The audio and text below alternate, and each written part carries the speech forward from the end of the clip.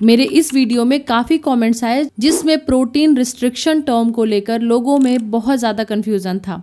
ज़्यादातर लोगों का सवाल था कि आखिर प्रोटीन रिस्ट्रिक्शन का मतलब क्या है? क्या प्रोटीन कम खाने से वाकई उम्र बढ़ सकती है या इससे सिर्फ मसल लॉस होगा? प्रोटीन रिस्ट्रिक्शन के क्या फ़ायदे और नुकसान हो सकते हैं? आज हम इन सब पे बात करेंगे, इसलिए वीडियो को अंत तक ज़रूर देखिएगा। उम्र बढ़ने के साथ ज़्यादा प्रोटीन लेने की सलाह दी जाती है, लेकिन कुछ इमर्जिंग एविडेंसेस ये बताते हैं कि प्रोटीन रिस्ट्रिक्शन से मेटाबॉलिक हेल्थ और हेल्दी एजिंग को सपोर्ट मिल सकता है। हालांकि इसका मतलब ये नहीं है कि हर व्यक्ति को प्रोटीन कम करना चाहिए। ये एक उभरती हुई रिसर्च है और ह्यूमंस में इसके लॉन्ग टर्म इफेक्ट को समझने के लिए और रिसर्च की ज़रूरत है।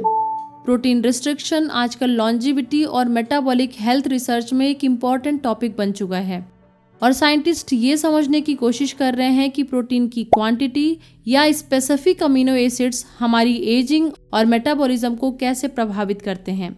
कई लोग सोचते हैं कि प्रोटीन रिस्ट्रिक्शन का मतलब प्रोटीन पूरी तरह से छोड़ देना या बहुत कम कर देना, लेकिन ऐसा नहीं है। प्रोटीन रिस्ट्रिक्शन का मतलब है प्रोटीन इंटेक को एक कंट्रोल्ड और स्पेसिफिक लेवल तक सीमित रखना, ना कि पूरी तरह से प्रोटीन को बंद करना। यदि हम इसके पॉजिटिव साइड को देखें तो एनिमल्स और कुछ ह्यूमन स्टडीज में देखा गया है कि प्रोटीन या कुछ स्पेसिफिक अमीनो एसिड्स जैसे मेथियोनिन और ब्रांच चेन अमीनो एसिड को कम करने से शरीर में कुछ ऐसे चेंजेस होते हैं जो हेल्दी एजिंग से जुड़े हैं। जैसे सेल रिपेयर बेहतर तरीके से होता है, ऑक्सीडेटिव स्ट्रेस कम होता है और मेटाबॉलिज्म इम्प्रूव होता है। लेकिन वहीं दूसरी तरफ है इसका साइड इफेक्ट। अगर आप प्रोटीन को अपनी ज़रूरत से कम, खासकर रिकमेंडेड डाइटरी अलाउंस RDA 0.8 ग्राम पर केजी पर डे से भी कम प्रोटीन लंबे समय तक लेते हैं तो अब ये प्रोटीन रिस्ट्रिक्शन नहीं बल्कि प्रोटीन डेफिशिएंसी बन जाता है, जिसकी वजह से मसल लॉस, वीकनेस और रिकवरी में प्रॉब्लम हो सकती है।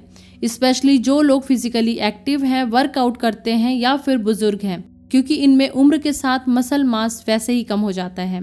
इसलिए साइंटिस्ट और डॉक्टर्स एक ही बात कहते हैं, मॉडरेशन इज द की। सबसे पहले अपनी प्रोटीन रिक्वायरमेंट पूरी करना ज़रूरी है और ये ज़रूरत आपकी एक्टिविटी और लाइफस्टाइल के हिसाब से बदलती है। अगर आपका गोल मसल बिल्डिंग या फैट लॉस का है तो प्रोटीन इंटेक पर फोकस किया जाता है, लेकिन हेल्दी एजिंग और लॉन्जिविटी के लिए सिर्फ प्रोटीन बढ़ाना नहीं बल्कि प्रोटीन को कॉम्प्लेक्स कार्ब्स के साथ बैलेंस करना ज़्यादा इंपॉर्टेंट है। कॉम्प्लेक्स कार्बोहाइड्रेट्स में होल ग्रेन्स, मिलेट्स और लेग्यूम्स जैसे मिनिमली प्रोसेस्ड सोर्सेस में ज़्यादा फाइबर होता है।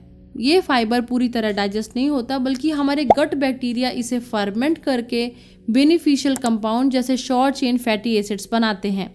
ये short chain fatty acids digestion, metabolism और इम्यून फंक्शन जैसे कई प्रोसेस को सपोर्ट करता है।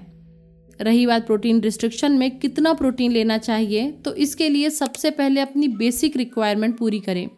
कुछ ह्यूमन स्टडीज में प्रोटीन रिस्ट्रिक्शन से मेटाबॉलिक बेनिफिट्स दिखे हैं, लेकिन लॉन्जिविटी पर इसका असर अभी भी क्लियर नहीं है। इसलिए प्रोटीन रिस्ट्रिक्शन की कोई फाइनल रिकमेंडेशन अभी नहीं है।